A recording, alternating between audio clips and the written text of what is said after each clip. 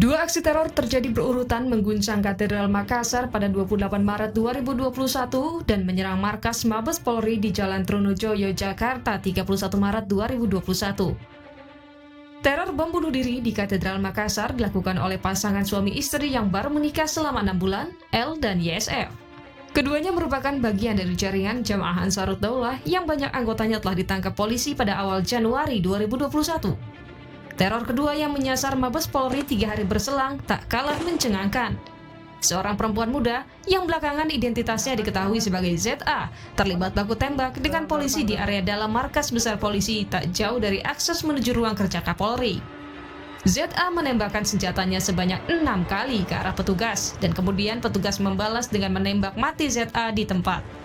Menurut Kapolri, ZA merupakan terduga teroris yang bergerak sendiri atau lone wolf.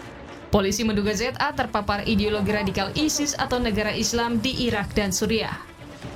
Yang bersangkutan ini adalah tersangka atau pelaku lone wolf yang berideologi radikal ISIS yang dibuktikan dengan postingan yang bersangkutan di sosial media. Tersangka ini mantan mahasiswa di salah satu kampus dan drop out pada saat di semester 5. Jejak kalangan muda yang terpapar paham radikalisme dan kemudian menjadi pelaku teror dengan kekerasan terekam dalam sejumlah peristiwa teror di tanah air. Selain L dan YSF yang menjadi pelaku bom bunuh diri di Katedral Makassar dan ZA yang menyerang Mabes Polri, ada nama lain di antaranya Dani Dwi Permana, pelaku bom bunuh diri di Hotel JW Marriott, Jakarta pada 17 Juli 2009. Dani Dwi Permana melakukan aksi teror dan tewas saat berusia 18 tahun. Ada pula Sultan Azianzah. Sultan berusia 22 tahun saat menyerang pos lalu lintas Cikokol, Tangerang pada 20 Oktober 2016. Ia tewas dalam perawatan akibat luka tembak. Berikutnya ada Rabiel Muslim Nasution, pelaku bom bunuh diri di Mapolrestabes Medan 13 November 2019. Ia beraksi saat berusia 24 tahun. Ada pula nama Tendi Sumarno.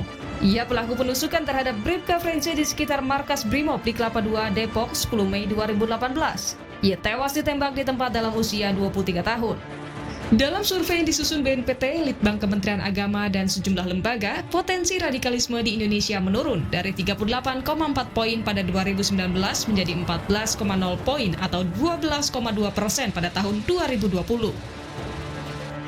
Namun, BNPT juga mencatat terjadinya tren radikalisasi, salah satunya radikalisasi pada kalangan muda. Indeks potensi radikalisme untuk generasi Z atau generasi yang lahir sekitar tahun 1998 hingga 2010 mencapai 12,7%. Sedangkan indeks potensi radikalisme untuk generasi Y atau milenial, yakni generasi kelahiran awal 1980-an hingga pertengahan atau akhir 1990-an, mencapai 12,4%. Indeks potensi radikalisme generasi Z dan generasi Y atau milenial lebih tinggi dari generasi pendahulu mereka, yakni generasi X yang mencapai 11,7%. Berdasarkan survei, indeks potensi radikalisme juga tercatat 12,6% untuk mereka yang aktif mencari konten keagamaan di internet. Angka ini lebih tinggi daripada mereka yang tidak aktif mencari konten keagamaan di internet yang besarnya sebanyak 10,8%. Indeks potensi radikalisme juga tercatat lebih tinggi pada mereka yang suka menyebar konten keagamaan, yakni sebanyak 13,3%, atau lebih tinggi dibandingkan mereka yang tidak menyebar konten keagamaan sebesar 11,2%.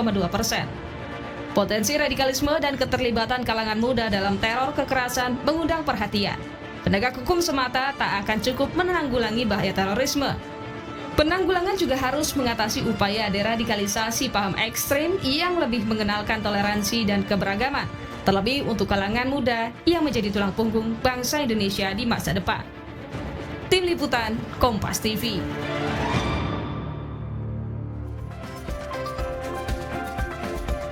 Saudara, generasi muda menjadi salah satu kelompok yang menjadi sasaran paham radikal dan terekam jejaknya dalam sejumlah aksi teror kekerasan di tanah air. Mengapa kalangan muda mudah dan rawan terpapar radikalisme dan mengapa pula mereka mudah tersulut untuk melakukan teror kekerasan?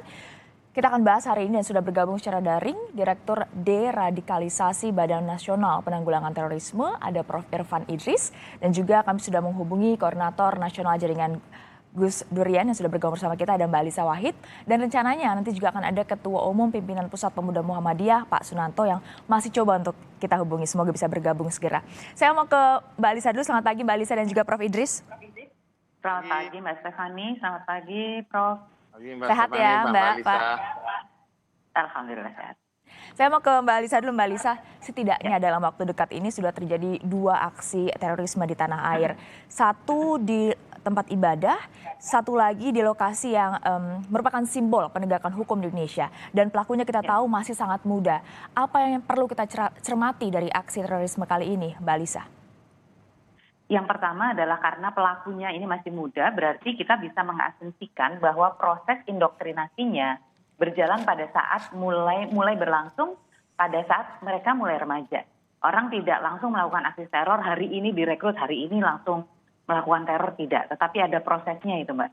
Jadi indoktrinasinya itu jauh lebih dulu dan itu berlangsung beberapa tahun biasanya ya. Jadi kalau begitu berarti kan pada akhir masa remaja. Artinya kita harus mulai berpikir lebih panjang lagi ke belakang. Jangan sampai kita terpaku bahwa pelakunya umur 23 tahun berarti kelompok ini yang harus kita perhatikan.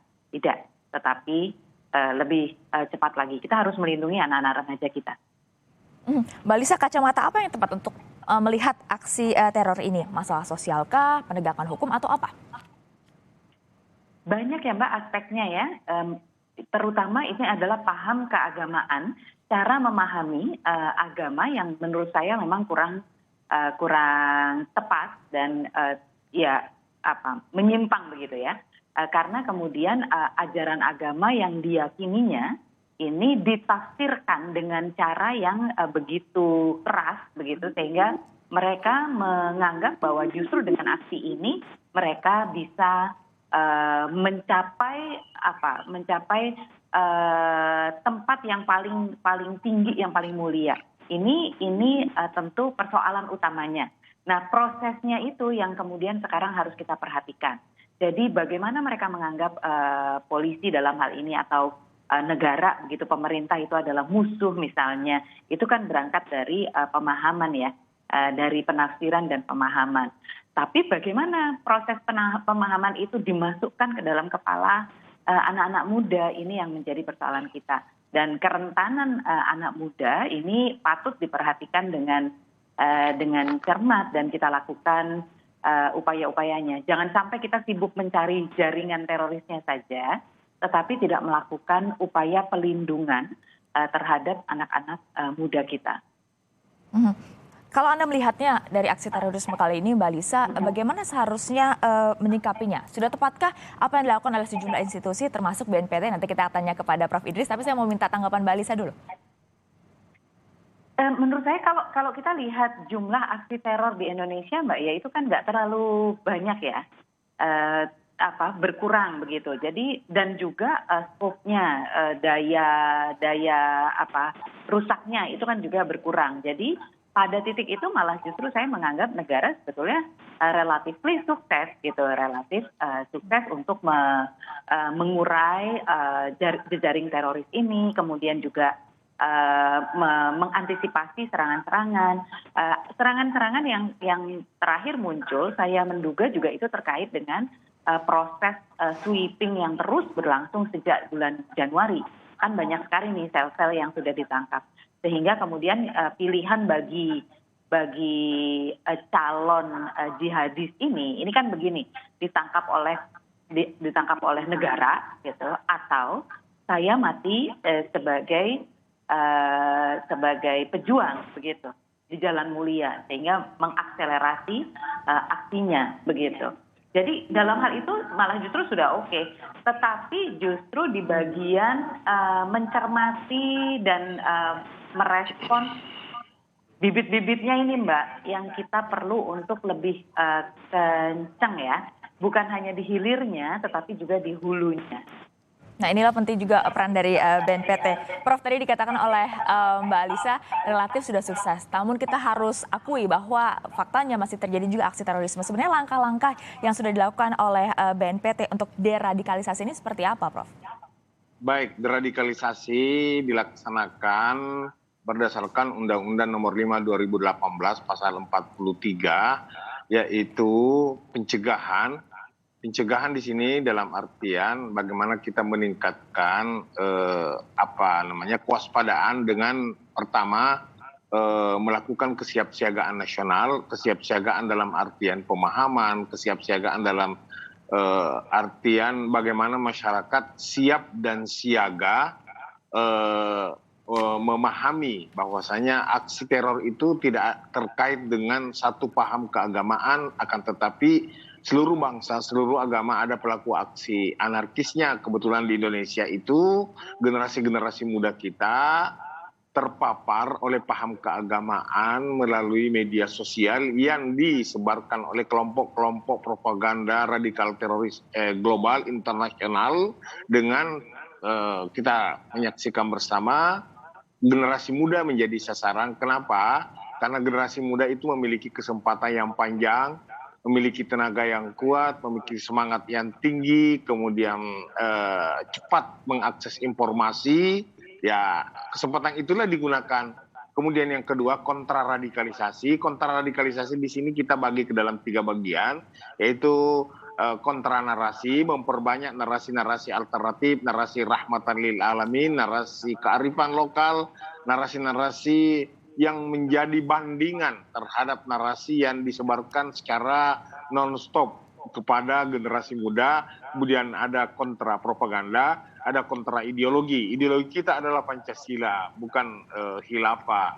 Kemudian yang terakhir deradikalisasi. Deradikalisasi ini ditujukan kepada 8 kelompok, yaitu tersangka, terdakwa, terpidana, narapidana, mantan teroris, dan orang dan kelompok orang yang terpapar. Ada memang 4 layer yang disasar, tetapi yang banyak terpapar itu adalah kelompok-kelompok yang bersimpati dan yang mendukung. Kemudian naik tingkat setelah dia bersimpati, dia mendukung, kemudian naik menjadi militan dan hardcore. Hardcore ini rata-rata usia-usia dewasa dan usia tua, harismatik yang tugasnya hanya berdakwah atas nama satu ajaran agama, kemudian dia potong-potong, akhirnya dia lakukan, dia tanamkan ini paham-paham kepada generasi muda yang semangatnya tinggi, pemahamannya sangat mendangkal. Disinilah peran masyarakat, peran orang tua, peran lingkungan, seluruh komponen bangsa. Tidak cukup hanya negara, apalagi hanya BNPT, TNI, Polri. Apalagi jika ada mindset masyarakat yang menyatakan bahwasanya yang bertugas menangani radikal teroris itu hanya aparat keamanan, sementara kerusakannya dirasakan oleh masyarakat. Jadi seperti itu. Prof, tadi kita lihat bersama data survei dari BNPT. Juga BNPT pernah menyatakan, Anda boleh koreksi kalau saya salah, 85% milenial kita rentan terpapar paham radikal. Bisa dijelaskan atau digambarkan kepada kami, Prof, lebih detail lagi, seberapa parah kerentanan yang dimaksud? Jadi penelitian itu terus dilakukan, ya. Terus tadi Mbak Alisa menegaskan bahwasanya secara kualitas, ya. Secara kualitas itu bisa dikatakan meningkat, tapi kuantitas menurun. Karena ledakan-ledakan yang sifatnya menggoncang seperti bom Bali, ya mudah-mudahan tidak terjadi lagi. Tetapi secara kuantitas dulu tidak melibatkan perempuan dan anak-anak. Sekarang bahkan remaja, anak-anak, ya perempuan juga dilibatkan seperti ZA. Nah, inilah yang harus kita upayakan dengan adanya undang-undang. Ini kesiapsiagaan nasional. Seluruh komponen bangsa harus bersedia, bersiaga. Kemudian kita memperbanyak narasi-narasi. Generasi muda kita tidak bisa salahkan. Dia hadir dengan zamannya. Dia hadir dengan kondisi yang kosong. Dia mencari jati diri. Kita harus kemas kearifan lokal dan 4 konsensus berbangsa dengan bahasa daerah masing-masing, kearifan lokal masing-masing, untuk kita hidangkan ke generasi muda, ke media sosial anak muda yang setiap saat menguasai perkembangan teknologi canggih dan mengakses informasi sangat cepat, berbeda dengan orang tua tentunya. Ya, inilah yang terus kita ajak Kementerian Kepala BNPT merumuskan program sinergitas kepada 38 kementerian dan lembaga berdasarkan tusi KL masing-masing untuk kita minimalisir akar masalah radikalisme. Pertanyaannya kenapa ada teroris? Karena dilakukan oleh kelompok radikalisme. Pertanyaannya kemudian kenapa ada radikalisme? Ini multidimensi. Banyak faktor, bukan hanya single faktor, bisa pendidikan, bisa kemiskinan, bisa feel marginalized, merasa terpinggirkan, mencari jati diri, kecewa, ketidakadilan. Nah ini akar masalahnya bukan tunggal, olehnya itu penyelesaiannya juga tidak boleh tunggal. BNPT merumuskan kebijakan, strategi, dan program di dalam upaya menanggulangi terorisme dalam hal pencegahan. Kita terus tingkatkan koordinasi kepada kementerian dan lembaga, tokoh-tokoh masyarakat di daerah. BNPT memiliki namanya FKPT, Forum Koordinasi Pencegahan Terorisme, yang mengajak seluruh komponen bangsa, seluruh lapisan masyarakat, mengingatkan bahwasanya kita tidak boleh takut, tetapi jangan juga terlalu diglorifikasi. Ya, ini kita selalu saling mengingatkan, terutama media, mengglorifikasi. Buktinya ZA mencontoh surat-surat yang dibikin oleh si pasangan suami istri yang pengantin baru dengan gaya berbulan madu berangkat dengan bunuh diri. Ini juga yang tidak bisa kita biarkan. Kita harus luruskan semua makna-makna yang 15 istilah, mulai dari hijrah, jihad, syariah, surga, bidadari, tagut, togut, takfiri, dan semua itu adalah istilah-istilah yang dipaksakan maknanya, yang tidak ada sama sekali di dalam Al-Quran. Kalau kita rujuk jihad 41 kali, tidak ada bermakna bunuh diri atau bunuh orang lain. Jihad itu ditujukan kepada orang hidup. Apalagi syariah. Syariah diturunkan untuk memelihara jiwa, bukan mau membantai jiwa, agama, keturunan, akal, keturunan, dan harta. Inilah semua yang harus kita bangun kontra narasi. Narasi-narasi yang moderat, narasi berimbang, narasi alternatif, naratif alternatif. Untuk kita hidangkan kepada generasi muda, agar jangan satu alternatif, satu pilihan narasi saja yang disantap setiap hari, sementara mereka kosong, semangatnya melangit, militansinya tinggi, pemahamannya dangkal, sudah jadi. Itulah yang dianggap terbaik, karena tidak ada narasi-narasi penyeimbang yang bisa dia pilih. Karena generasi muda kan ya tentu militansinya tinggi. Kita melihat beberapa generasi muda bukan menjadi yang inti bagaimana menyerang sebuah bangunan, karena dia melakukan secara sporadis dan bervariasi. Bukan hanya rumah ibadah Nasrani, tetapi di tahun 2012 Sarif menyerang di dalam masjid di Mapolresta Cirebon. Karena itu sudah kesimpulan yang dia putuskan tanpa ada narasi yang mengimbangi dari para orang tua, sahabat, keluarga, terutama lingkungan dan guru. ZA ini sejak berhenti kuliah, apa keluarga tahu, apa lingkungan tahu, untuk mengajak mereka berdiskusi. Ya, Mbak Lisa, dari pola yang tadi disampaikan oleh Prof. Idris, menurut Anda adakah yang mungkin bisa ditambahkan atau perlu dievaluasi untuk menyesuaikan dengan karakter dari generasi muda saat ini? Ya, yang jelas generasi yang sekarang ini terlibat aksi teror itu kan adalah anak-anak digital native ya Mbak. Anak-anak yang memang tumbuh besar itu sudah dengan dunia digital. Karena itu mereka juga teman-temannya atau pergaulannya lebih banyak didapatkan melalui dunia digital gitu, tidak dari interaksi langsung. Karena itu justru keluarga ini memang perlu untuk sangat diperkuat, pendekatan keluarga ini diperkuat. Kami dari Durian kan kami punya program memperkuat pengasuhan orang tua terhadap anak remaja untuk mencegah ekstremisme dengan kekerasan. Nah, di situ kami mendapati bahwa orang tua memang kadang masih kesulitan untuk membuat anaknya terbuka, anak remajanya terbuka. Tapi kalau kita bantu orang tua, kita siapkan orang tua bagaimana mendekati anak, bagaimana memahami remaja, itu semua akan bisa gitu untuk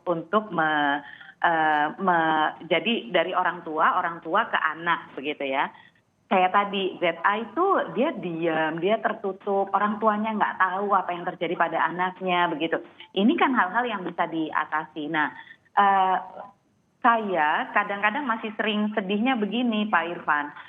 Dalam konteks penanggulangan, saya lebih banyak melihat kegiatan-kegiatan yang sifatnya seminar begitu ya, seminar dan ngomong-ngomong saya ikut mendirikan FKPT di 2 kota, jadi saya paham begitu ya. Dan seringkali tuh kita bicara pada kelompok-kelompok yang sebetulnya sudah tidak ada masalah. Sementara anak-anak ini mereka anak-anak yang tertutup, yang tidak bisa didekati secara dengan seminar, mereka nggak akan datang ke seminar gitu. Misalnya contohnya seperti itu. Narasi-narasi, bagaimana kemudian narasi ini bisa masuk ke dalam kehidupan. Nah, jadi lebih deliberate gitu sih Mbak Stephanie. Kita butuh upaya-upaya yang lebih deliberate. Judul strateginya benar, tetapi kerjanya perlu lebih kayak orang menyelidiki itu gitu. Nah, lebih penting. Dan juga yang sangat penting adalah hate speech-nya, ujaran kebencian, ajakan melakukan kekerasan yang masih terus ada di mana-mana, itu terutama di teknologi digital itu sama sekali kurang untuk diatasi gitu. Jadi hanya kalau itu terkait dengan politik kemudian direspons dengan cepat oleh negara. Tetapi kalau yang tidak terkait dengan politik, misalnya pemuka ajaran A menjelek-jelekan ajaran B misalnya, itu kan dibiarkan ya selama ini, masih banyak yang dibiarkan saja, tidak di take down, tidak di ini gitu. Jadi hal-hal seperti itu yang menurut saya sangat penting. Kemudian juga di ruang pendidikan, Mbak, karena kita tahu ya di perguruan tinggi, di sistem pendidikan, eksklusifisme beragama itu kan levelnya sebetulnya masih sangat kita mungkin menganggapnya sebagai nggak apa-apa, itu spiritualitas yang meningkat begitu. Tapi kalau ajarannya adalah eksklusif, kelompok saya adalah kelompok paling benar, kelompok yang berbeda dengan saya adalah musuh. Itu kalau dibiarkan ya dia akan terus naik nih, dia akan meningkat mulai dari kelompok saya yang paling murni, orang lain itu ibadahnya tidak benar, orang lain adalah musuh, atau kalau dalam konteks Islam misalnya terus-menerus menggunakan kata kafir untuk membuat batasan antara kelompok saya dengan kelompok mereka, melebihi ajaran agama tentang orang kafir begitu ya, itu akan meningkatkan tembok. Nah, ketika tembok ini meningkat, dia akan ketika dia merasa sebagai mayoritas, dia akan semena-mena kepada minoritas. Kalau sudah semena-mena kepada minoritas, dia akan melihat orang lain sebagai musuh, dibawa untuk menerima kekerasan.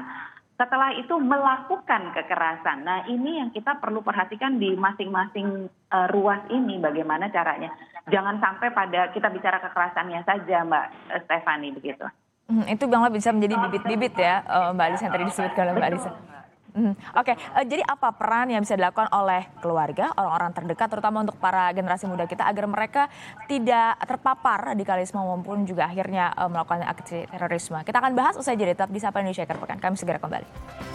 Halo, saya Audrey Chandra, presenter di Sapa Indonesia Siang. Perbaharui yuk informasi yang paling baru, independen dan juga terpercaya hanya di YouTube Kompas TV. Jangan lupa untuk subscribe, like, komen, dan juga share ya. Nah, terakhir itu tuh dinyalain loncengnya ya untuk dapetin notifikasi berita-berita terbaru.